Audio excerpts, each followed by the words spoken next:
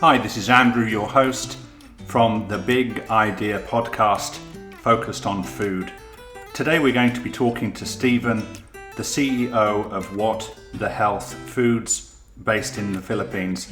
They're recreating traditional Filipino style foods, spices and tastes using plant-based ingredients. A great company doing some really interesting, innovative things.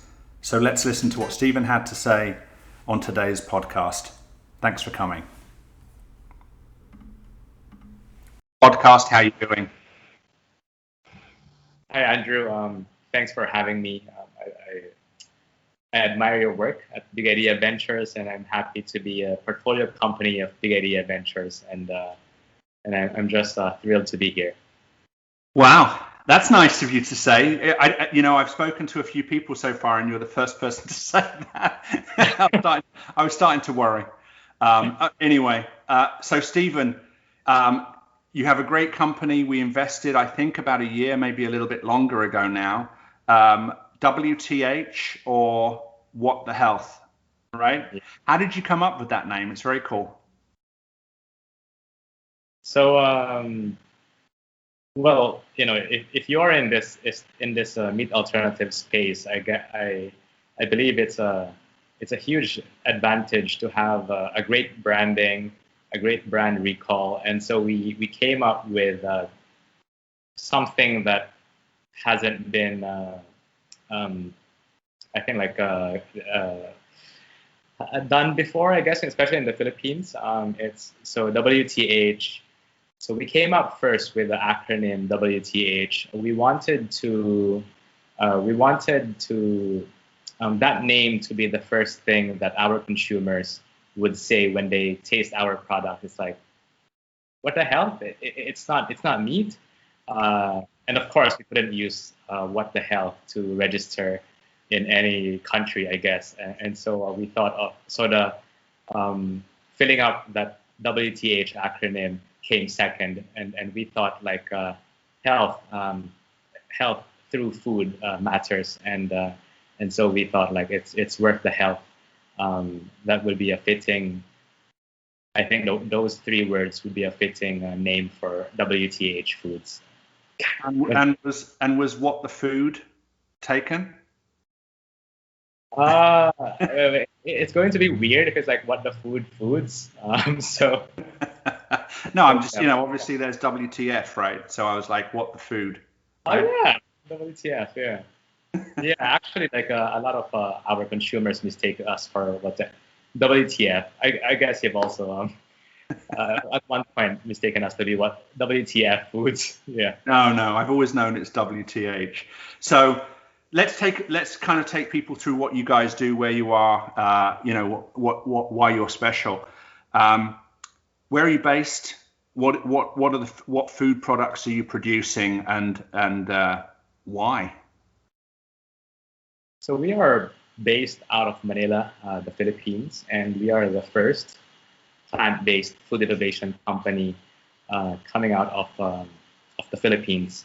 So our mission is exploring the taste, texture, and nutritional properties of local and sustainable raw ingredients like carrageenan, seaweeds, microalgae, mung beans, and jackfruit, and turning them into plant-based versions of processed meat products that Southeast Asians love, like sausages, hot dogs, spams. One of our bestsellers is actually a jackfruit-based corned beef. It's huge in the Philippines, corned beef, and we'd love to be an alternative, a more sustainable alternative to what Filipinos eat and what Southeast Asians eat. So in the Philippines, the kind of dishes you guys are creating from a plant-based perspective are a range of very popular Filipino dishes? Yeah. So our expertise is in Filipino flavors, and we create what Filipinos love. And with Philippines being a developing country, our demand for animal-based meat is ever growing, and we are we hope to, before 2050, we hope to eclipse that with a more sustainable alternative. So meat alternatives. We believe in the future of meat alternatives, especially plant-based meat alternatives, and we believe in localizing the taste and flavor to suit the Southeast Asian region and especially the Philippines. And give me some examples of the dishes that you guys replace. What are some of the more popular dishes that in Philippines people are used to eating, and now they can get your versions of that dish?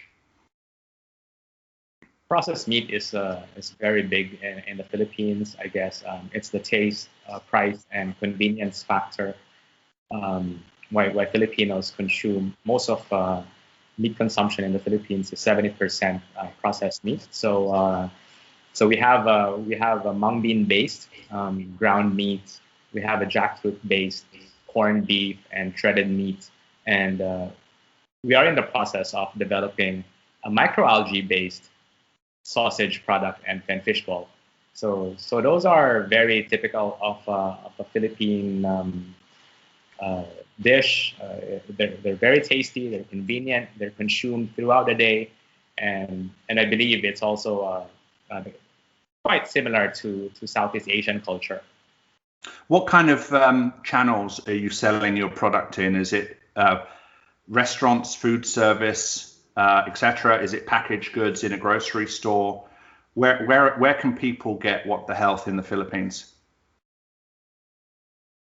So the COVID pandemic has also greatly affected the Philippines, and the trend of cooking at home and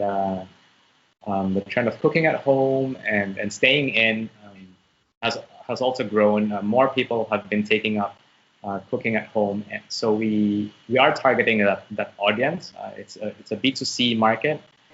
E-commerce has grown exponentially over the year in our country, and so we are half of our sales are actually are e-commerce and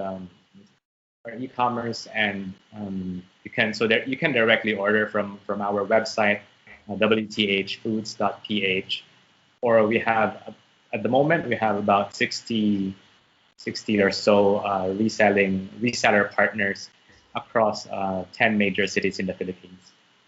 And they're selling it as an e-commerce product in those cities, or are they selling it as a product that's available in stores and restaurants and things like that? Most of our partners have physical stores that sell to their communities, and I think that has grown. That trend has grown over this course of the pandemic, where things have been more localized than centralized. Got it. That's a really interesting model. So you guys are manufacturing in one place, and then you're shipping your product to different locations, and then they're selling it in those locations. Is that what's happening? Yes, that's absolutely correct. Yeah. And I think. No, go ahead, please. Logistics have greatly improved and accelerated because of the pandemic, and so our products are currently in the frozen format, but they are available to ship nationwide, just because logistics have massively improved over the course of this COVID pandemic, and we are actually it's a great opportunity for us, and so we are available in nationwide in the Philippines. Perfect, amazing. How long have you been in business? So we registered our company in late 2019. So it was just just before the pandemic, and as a typical startup, we have to pivot and figure out a different model from what we initially started out as, and we are. It's a struggle. It's a big challenge.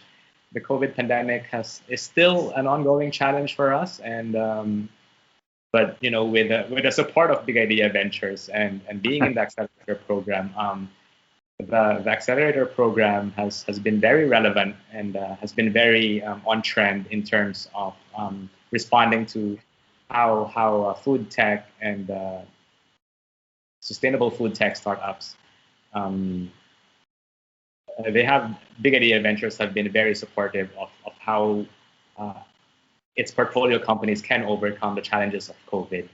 So we are very happy to have participated in the accelerator program, and that has actually helped us a lot in overcoming the challenges of COVID. It's going to be really interesting to see in 3 or 4 years' time how those companies who really got started during COVID, what impact that has on them after COVID has been and gone. I'm going to be interested to see if there's going to be this sort of generation of startups who, because they learn how to hustle and kind of pivot and change their business model as to survive during that COVID crisis, whether that makes those companies stronger and more able to to weather the storms of startup. I think it will. I think anyone that actually started their business during COVID is probably going to end up being a stronger business in the long run. I think it's going to be interesting to see. So what's your kind of number one best-selling dish or product in the Philippines right now? At the moment, we have our jackfruit-based corned beef. It's a very Filipino thing, corned beef, but it's not the Irish corned beef or the I guess like the Boston, New England corned beef. It's kind of like a shredded meat from whatever, I don't know, like whatever remnants of a cow there could be and they stuff it in a can. It has a shelf life of 2 years. It's a very Filipino breakfast dish. So it's like a meat hash or oh yeah, right, yeah. So it's it's chock full of sodium. It's chock full of fat. And we are in a mission. Sounds amazing. Yeah, it's our mission to make breakfast more tolerable and healthy for Filipinos. Fantastic. So you started in 2019. You've got a number of dishes you're selling across the Philippines already. What have been some of the key things you've needed to learn or key challenges you've needed to overcome? Obviously, there's the pandemic, and that's brought its own set of challenges. But from a startup perspective, what are some of the things you needed to sort of learn as you launched?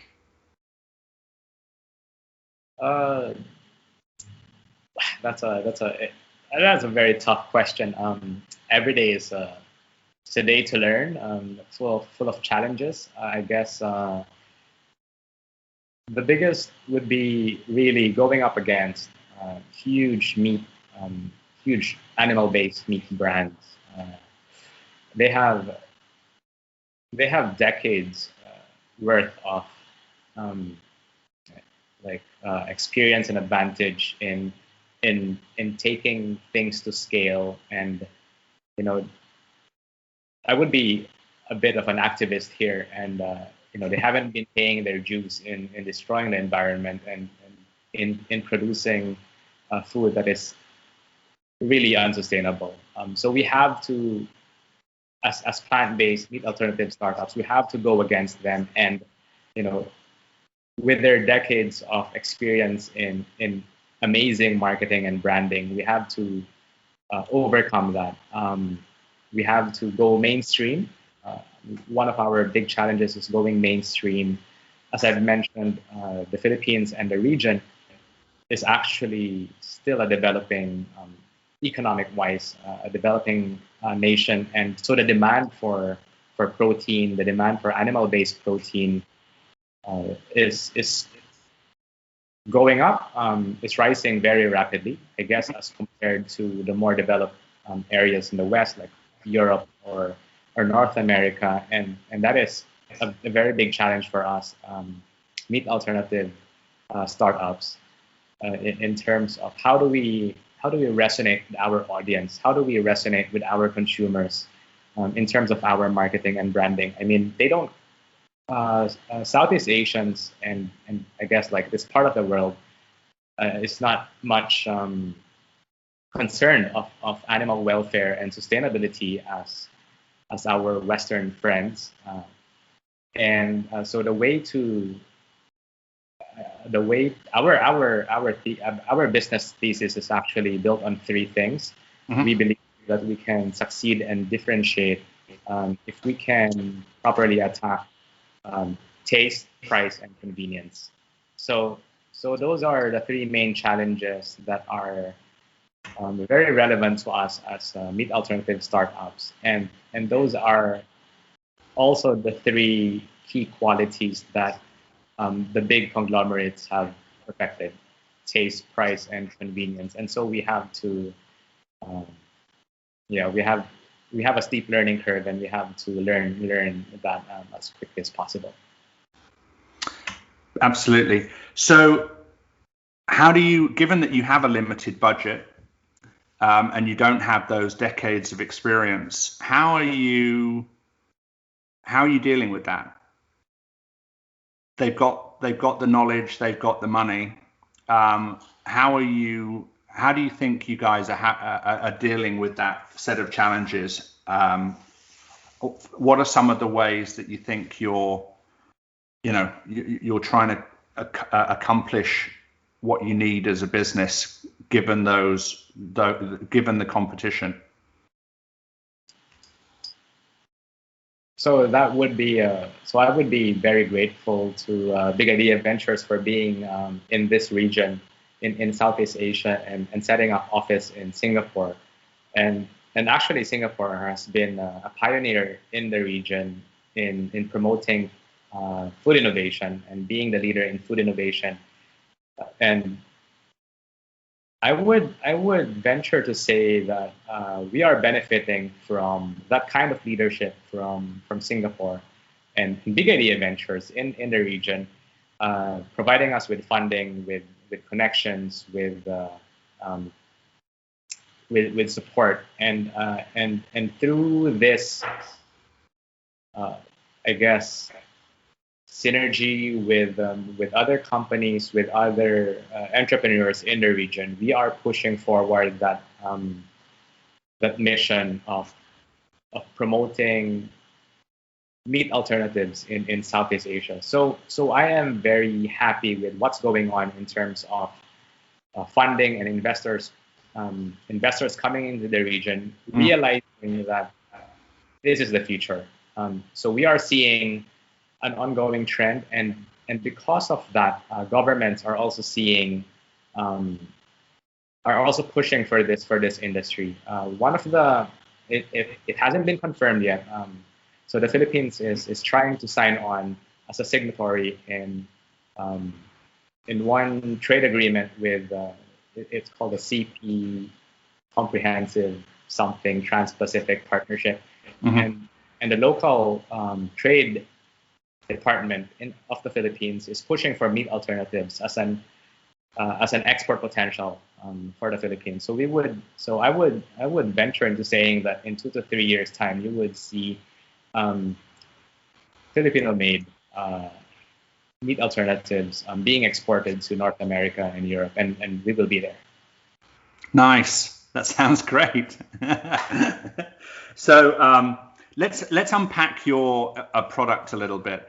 You mentioned that taste was a key component of why you guys are going to win in this marketplace. You're going to make sure that the taste is good and obviously in line with what people expect from a meat product, let alone a meat alternative product. One of the things we get asked about a lot, especially on panels and things, and I'm sure you've been asked this a lot too, is will plant-based or is plant-based price competitive with their meat-based alternatives? So, versus meat, is your product price competitive? Is it close to? Is it double the price, etc.? Where are you guys from a price perspective versus the product you're trying to replace?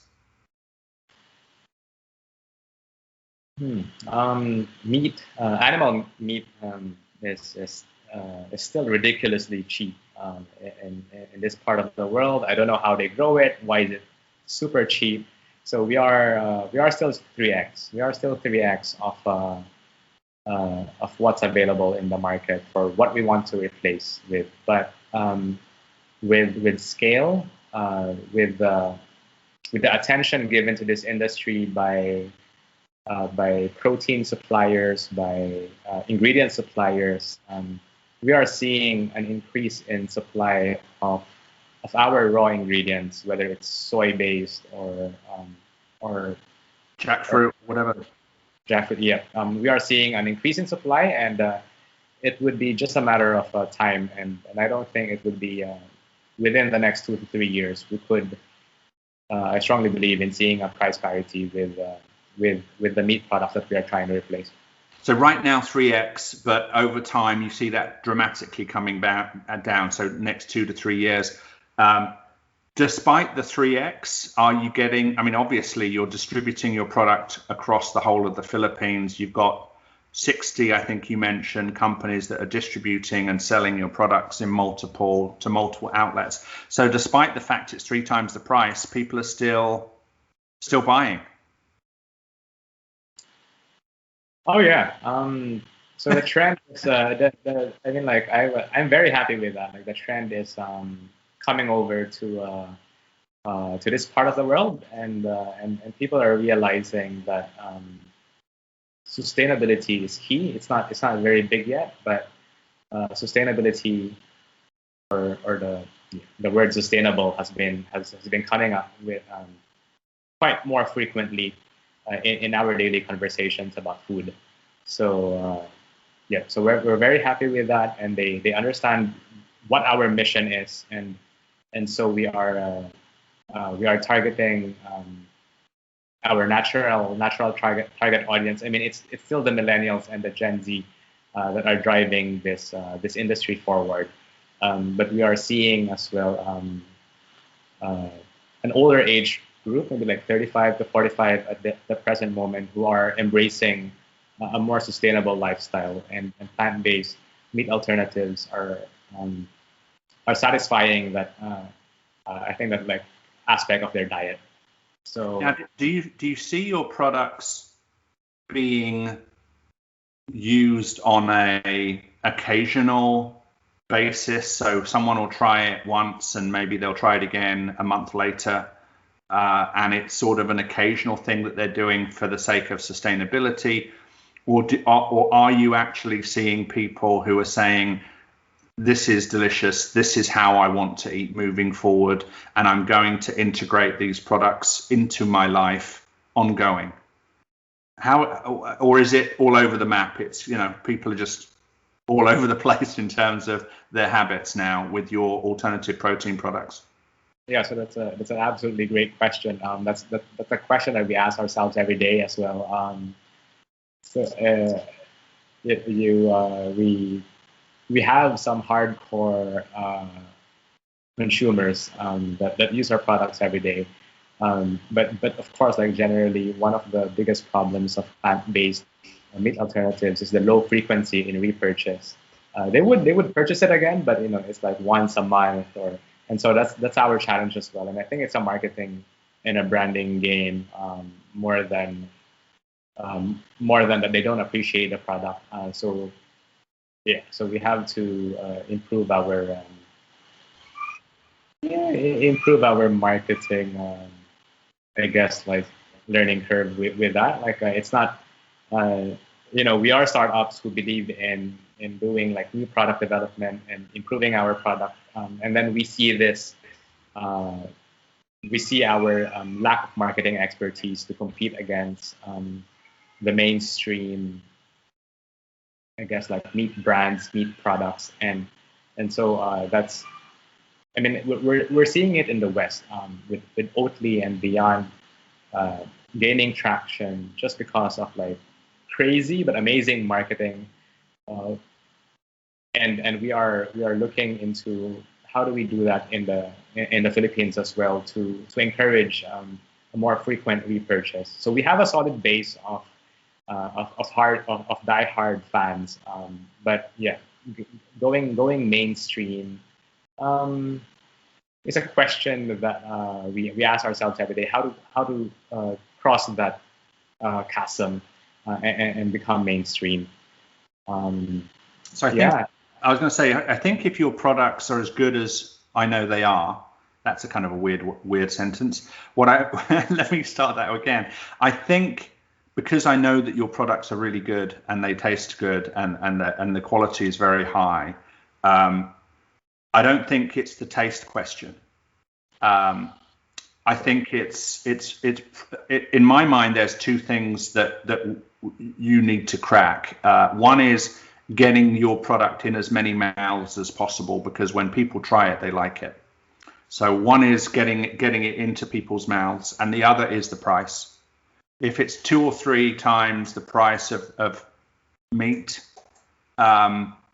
you're going to get the people who care about sustainability, but it's not necessarily going to be a core product that people just integrate into their daily lives. It's going to be something they do because they want to do good. Now, thankfully, there's a small percentage of people in the world who want to do good, so they'll do what they need to do, pay 3 times the amount of money. But if we want this product, I know we do, to be, popular, integrated into everyone's daily lives on a day-to-day basis, we need to get the price to a place where it's on parity with the meat products we want to replace. So I think price might be a key driver, because I know that your taste is good. Yeah, absolutely. So that's also one of our massive challenges.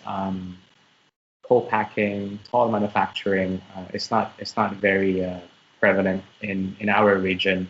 There's only a few choices of so the traditional model has been, if you develop a food product, you also develop the capability of producing or manufacturing those products. So it has been a challenge for us to look for co-packers in the region, and without that, we have to invest capex in putting up our own facility, and we would be accounting that into our cost. So I guess that's also one of the challenges. But with big companies, like taking notice of this industry, they are putting up facilities to help startups like us to scale up our products, and that's a good sign. That's a very good sign in our in this region. And so we are looking forward to more co-packing facilities and toll manufacturers, contract manufacturers, investing in Southeast Asia. For example, like with the opening of the Bueller Jibaudan the Protein Innovation Center down in Singapore, we see the interest in R&D, in big companies, in big legacy companies, investing, walking the talk and investing in alternative proteins and offering their services to startups. So those are very, very good signs, and so that's why I firmly believe that in the next 2 to 5 years, some of us would be able to bring down our products to price parity with meat, and that would be a great news for the industry. So obviously a lot of the innovation and the success we're seeing in Singapore is partly because the Singaporean government has a plan and a vision of where they're going as a country, and they're very good about bringing the pieces of the puzzle together. How has what's the Filipino government up to? Do they have a similar team of folks thinking about sort of the future of food, as far as you can tell, or how have they been in terms of supportive of your business and this category so far? I guess I think. Well, I would say that the Philippine government is still very busy dealing with suppressing it. Yeah. Yeah, they've got other things to worry about. Totally get it. There are agencies for like the Department of Trade industry. We've seen reports where they are indeed pushing for this industry to grow. So I've been interviewed by journalists who are interested in this field, and I would say that it does take a full of government approach to push for this industry forward. And with Singapore and the Singaporean government making so much noise about this industry, it would just be a matter of time before other governments would realize the potential of this of the investment that comes with this industry. And I would venture to say that very quickly they would take notice and put up our own capabilities in supporting startups in this field and industry as a really viable alternative than just investing in fintech or whatever tech, and they would realize that food tech is also would drive the growth of the country in the next decades. So kudos to Singapore government, and thanks for making so much noise about this, and I'm sure my government will follow suit. Absolutely.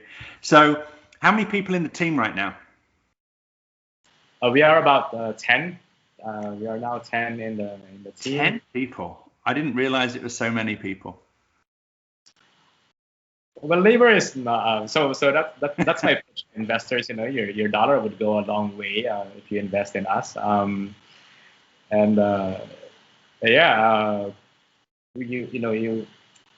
It's a very creative. It's a very creative industry. And as I've mentioned, it's all about taste and taste and texture. Those are the primary drivers for consumers to consume us. And you need if you need so much diversity in building a great team, you also need like a diversity in palate and tasting. And you need like super tasters and people who are good in blending and to get the right taste. And the 10 people are all have different tastes, and that's the beauty of food, and as well a challenge. Like if you give a food product to 10 people, they'd have like 100 opinions, I guess, and of how to improve the product. So diversity is really important to us, I mean, we're all Filipinos right now. We're hoping to enter the Singapore market to test out our products in a more diverse region, in a more diverse country, and we need all the taste buds we could muster to keep our products improving. So just like any meat alternative company, we are improving every day. We never stop R&D, and our products are just getting better and better every day. I can attest to that. What are you most looking forward to over the next 2 to 3 years from a business perspective? What are some of the things you'd like to accomplish? God, like business travel has to resume. We've been locked down for the past year. It's been a very, very difficult, especially in terms of scaling up, tasting the products, fundraising. I mean, investors would love to taste your products, but it has been logistic-wise, it has been very difficult. So now I could say like I miss riding the plane and bringing my products with me and getting it tasted across the region. So I wish that the pandemic would soon be over, and the exchange of ideas and would start flowing again. And it's really different when I could let we have this in-person pop-ups, demo days, having our products like tasted in person. those are, I think, very crucial for a young startup like us. So yeah, so looking forward to that in the next 2 to 3 years, and I guess like that would be that would jumpstart I think like a massive re-energizing of the industry. Yeah. Perfect. So let's talk now briefly about what kind of help you're looking for. If someone's listening to this and really interested in what you're doing, what kind of help would you be looking for? What do you want people to do when they listen to this podcast, if anything? Wow, that's I've been asking for help every day from everyone. Yeah, like everyone has to. I mean, during our demo day last year, and I believe this, like you mentioned that food matters, and it does. For everyone has a role to play in making our food systems more sustainable. Whether it's in convincing consumers to take on a more a sustainable diet or sustainable lifestyle, and for big legacy companies to invest in startups or in this space and area. For us, it's cliche, but it's like government support, investors who would be very supportive, not only in funding, but in actively partnering with us startups. There are a lot of big food companies that have the capabilities of scaling up, of helping us scale up the products, and it would be, I think, for the benefit of humankind if everyone comes together and help this industry grow and understand the mission of alternative proteins. And so I'm very, again, like I couldn't express enough how grateful I am or my team is to Big Idea Ventures for letting the world know that that food matters, and protein alternatives is the key to a more biodiverse, food secure world in the future. Man, I should have sent you money. I should have sent you sponsorship money for mentioning us so many times in this podcast. I want to reassure anyone listening that I never actually bribed him to talk about us so much. So I appreciate your thoughts and your sentiment about us. Thank you, Stephen. That's fantastic. So let's just kind of break it down. If you're a consumer in the Philippines, you need to go find WTH in your town, in your city, or online, so that you can order the product and have it delivered to your home through e-commerce. And that's what's the web address again for that? Yep. So for our consumers, for those interested, check out our website. It's www.wthfoods.ph. Our social media handles, WTH Foods PH, in Facebook, Instagram, LinkedIn, and we respond in person, so you won't be talking to a bot. And yeah, looking forward to seeing you there. Now, you've also been getting some really strong interest from investors. I don't want to tell people what you're up to in that regard because it's top secret, but a lot of excited people about WTH, especially from an investment perspective. So if there are people listening who could be potential investors interested in alternative protein and plant-based meats in the Philippines. Now, saying that, I know that you guys won't stop at the Philippines. You're already across most of the Philippines. We'll be seeing your products across Asia. I would guess in the next 12 to 18 months, we'll see you in other other countries as well. So if you're an investor in this space, WTHfoods.ph. Yep. Awesome. I'm guessing you are also on LinkedIn and stuff, aren't you, personally? Yep. Stephen Michael Cole. So Stephen Michael, last name? C-O. C-O. Yeah. Awesome. Just making sure that it's very clear if everyone's listening to this. Okay. One last thing, if you can give people sort of a passing, the thing you want people to remember most about WTH as they kind of wrap up this podcast today.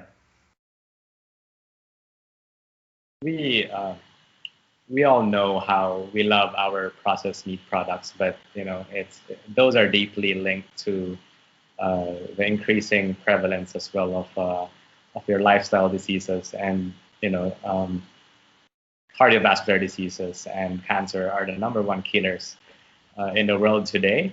We are on a mission in improving the health of Southeast Asians through better breakfast, through better meat products, and for us, I invite you to join us in our mission of spreading the love, spreading the word, because it's worth the health.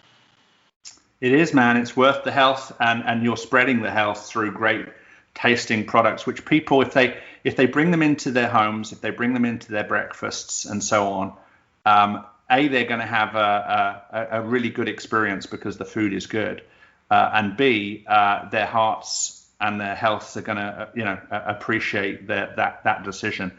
So.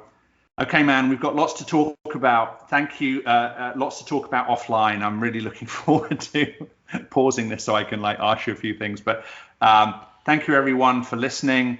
This is Stephen Michael Coe from What the Health, WTHfoods.ph for today's podcast. Thanks for listening. And we're going to pause the podcast and come and listen to the podcast next week. Thank you. Thank you, Andrew. So I hope you enjoyed today's discussion with Stephen from What the Health Foods in the Philippines. Thanks for coming. If you have questions or comments about today's podcast, please do come along to bigideaventures.com, where you can find me and reach out to me via our Contact Us page. You can also find Stephen via LinkedIn and the details provided. If you do like the What the Health company, I know they'd like a mention on social media, so feel free to do that also. So this is Andrew I from Big Idea Ventures. This is the Big Idea podcast focused on food. Please do like and subscribe us on either YouTube, iTunes, and wherever you see this. Thanks for your time today, and subscribe so you can find out about next week's podcast. Thanks very much. Look forward to engaging with you then.